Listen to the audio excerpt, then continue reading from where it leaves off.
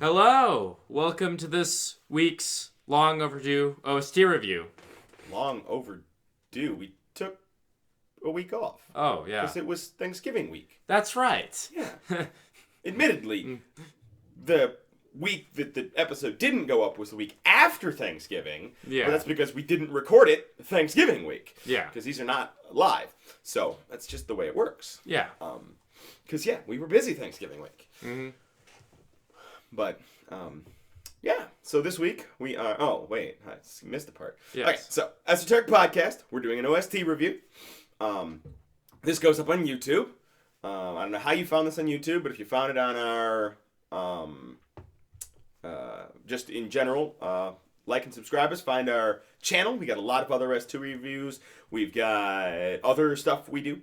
We're always looking to add new content. We're going to branch out into some new shows here in the new year, 2017, we hope. Check us out over on twitch.tv/the_esoteric_podcast because we do a live stream every Sunday. Check us out on Twitter where right now you can just find out when our stuff goes up, but we are at the Esoteric Pod on Twitter. We're going to Twitter someday, just not yet. Hopefully the new year. Yeah. That would be cool. And then if you like what we're doing, you want to give us some money, you want to let us buy some better equipment, check us out on Patreon. We are patreon.com/esoteric podcast. The Esoteric Podcast over on Patreon. Give us some money. We'll buy some new equipment, maybe some video equipment so you can see us. Wouldn't that be super? That'd be a thing that would exist. Yeah. But yeah, so with that, this week we are reviewing Final Fantasy 13 OST. Final Fantasy 13 OST. I've never played this game. It's one of those games I pick up once a year and I'm like, okay, I'm going to beat it this time. I swear to God. I get past the opening sequence and I'm like, this isn't that bad. Then I get to like... Wait, you play through the full 40 hours of the opening sequence?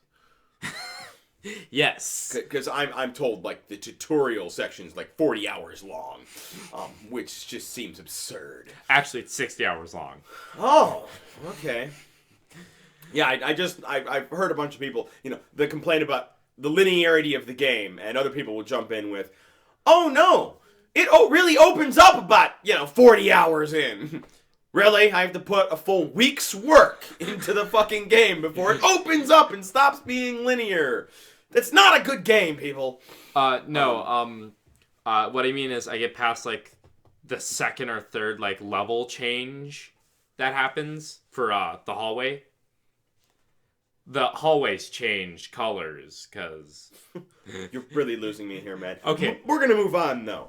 Yeah, I usually get that far, and, the part of the reason I love replaying this, or correction, trying to beat this game, is the OST fucking rocks. Right. There's this thing, it was kind of invented back in, like, the late 80s. It's called a save game feature. I do save my game, but when I go back, I'm like... God, where the fuck was I? What was I doing? What does it matter? You can literally only go the one direction. Just go that way, boss. What the hell? Plus, you'll get to hear more of the soundtrack if you play past the first, 3 minutes of game. Just I'm throwing that out there. Yeah, but it's soundtrack in my consideration as a fucking amazing ass soundtrack. All right. I didn't really like it.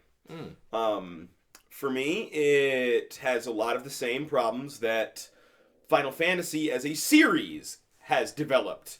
It started back on PlayStation with Final Fantasy VII. Graphical horsepower went up significantly from the Super Nintendo era. Or Final Fantasy VI or 3. 6 was 3 in the US, right? I think Sounds familiar. Anyway, so a way more graphical power and everything. And all of a sudden, not just visual fidelity was a thing that Square was putting into Final Fantasy games, but like all sorts of little things. And it started off small, you could see all these little things until, what was it? I think it was Final Fantasy 13, actually, where some of the concept art for characters and stuff being shown, like, these characters were covered in just so much crap, like belt buckles everywhere, and just all this stuff, and it literally becomes visual noise. Yeah. Just so much, because Square never stopped to ask, should they add in all this extra stuff just because they could add in all this extra stuff? Yeah, that is one of the parts, one of the problems I will admit when it comes to character design, especially for 13, 13-2, and Lightning Returns. God damn, 13 had 3 games. Yes. But the soundtrack, I found the same problem with. I did not get all the way through the soundtrack. It is a 4-disc soundtrack. It is a 4-hour, roughly, listen, because it's about an hour per CD. And it sort of is a lengthy thing. I did not get all the way through it for this review. I just didn't have 4 spare hours this past week that I could sit around and listen to it. But I got a good way through it, and most of it, there is a very clear, very good melody line and some good, supporting stuff, and then even more stuff, and then even more stuff piled on top of it.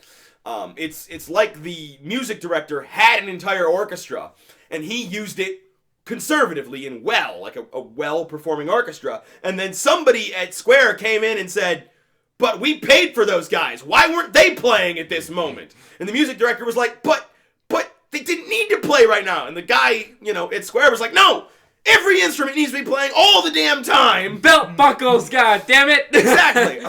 There was a lot of distracting, needless crap underlying some very fantastic music. I mean, the moments that they did show restraint and only had a few of the instruments playing were very, very beautiful. And then there were all the moments with the extra bullshit just layered over the top of the good music, and it was so distracting that the only fully restrained all the way through track that I got to listen to was the blues track. And let me tell you, I was very shocked that was in there. I mean, this is like American blues, like something you'd expect to hear in Louisiana. Oh yeah. And I'm listening to the soundtrack, browsing the internet, and bam, this blues track plays. I'm like, what the fuck? Did the Windows Media Player skip to something else in my library? And I had to go check, and no, there's a blues track.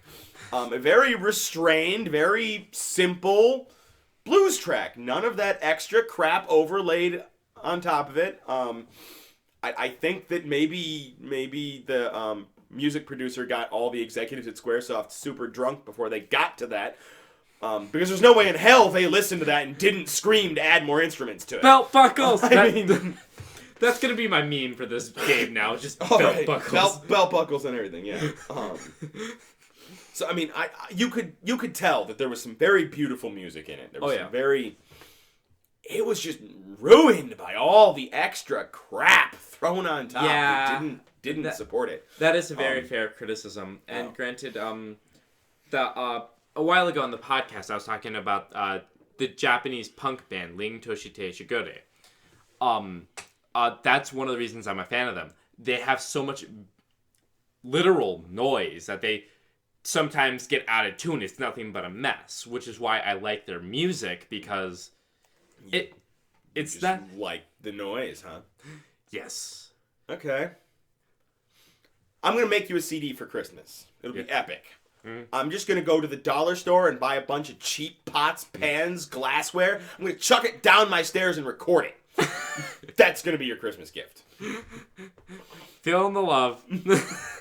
No. The reason why I like the visual noise with Ling Toshite Shigure, and to an extent, Final Fantasy... That's audio noise, not visual noise. The reason I like the audio noise of Ling Toshite Shigure and to an extent Final Fantasy 13 is because, to me, it adds a depth to the sound of either the Japanese punk band or the game, where it's like, for me, especially with Final Fantasy 13, since it's a long hallway of just bullshit, I like listening to it because it's like, this gives me something to distract from the fact that I'm kind of dozing off right now. This music is very good, and the visual noise, or the audio noise, kind of helps drown out the fact that, god damn, am I bored.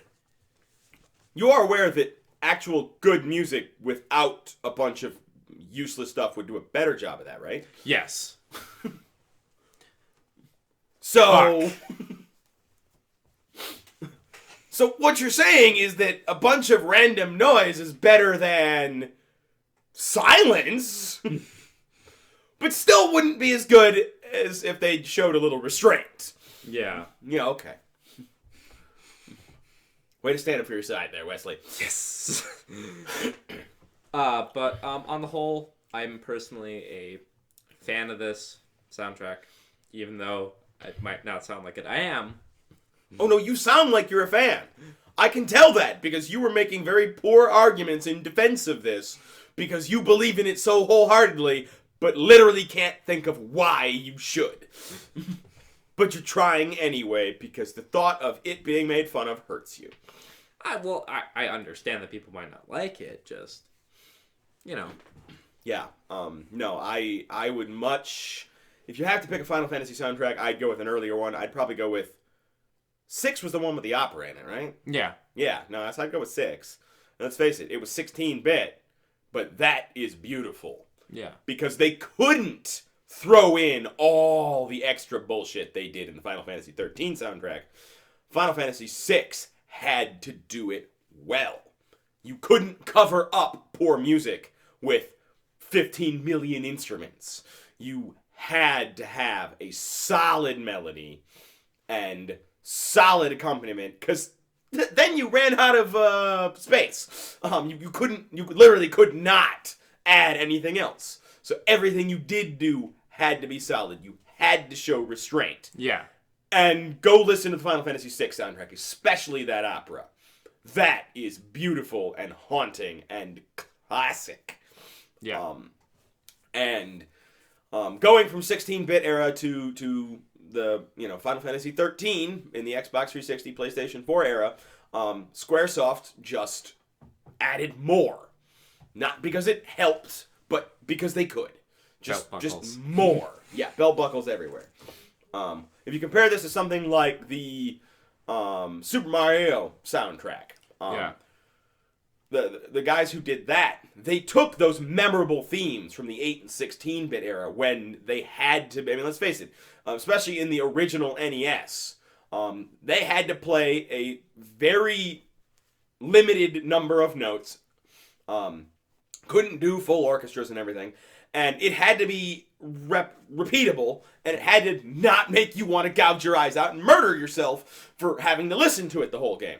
And they did an awesome job. And then when they did the Super Mario Galaxy soundtrack, they took that same thing and they subtly layered on top of it to reinforce that. Yes. Final Fantasy 13 did that, and then they kept adding more. Yes. Because they could, and therefore they had to. The same way they do with all their visual designs.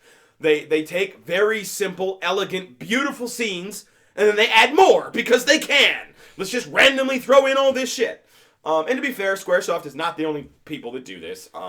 George Lucas is definitely accused of doing it in all of his revisions of the original trilogy, in the prequel trilogy.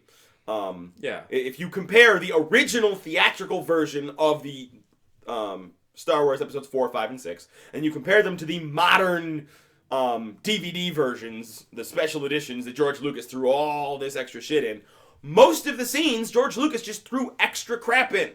It wasn't necessary. It didn't help the scene anyway. A lot of times it was distracting. Yeah. But he put it all in because he could.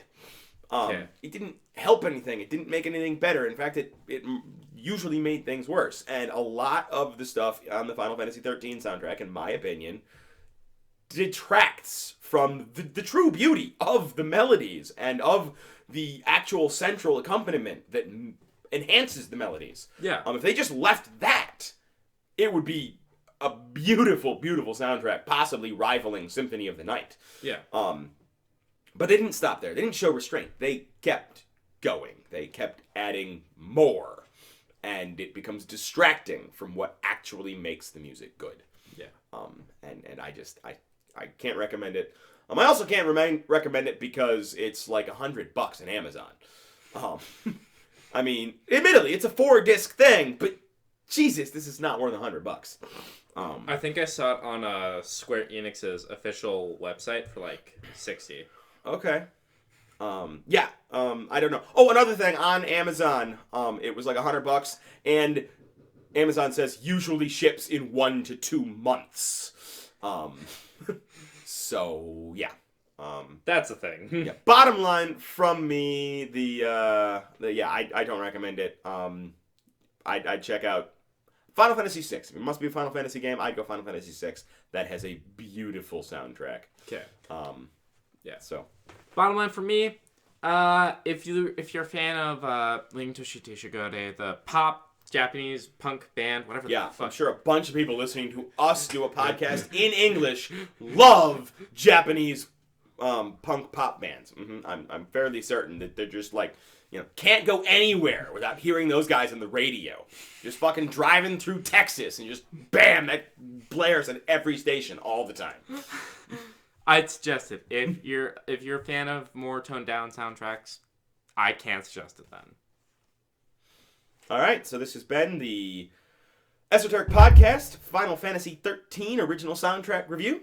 Once again, check us out on YouTube. We're the Esoteric Podcast on YouTube. Check us out on twitch.tv/the_esoteric_podcast for our live podcast. Lasts about 2 hours every Sunday at 3 o'clock Central Time. Check us out on Twitter. We are at the Esoteric Pod.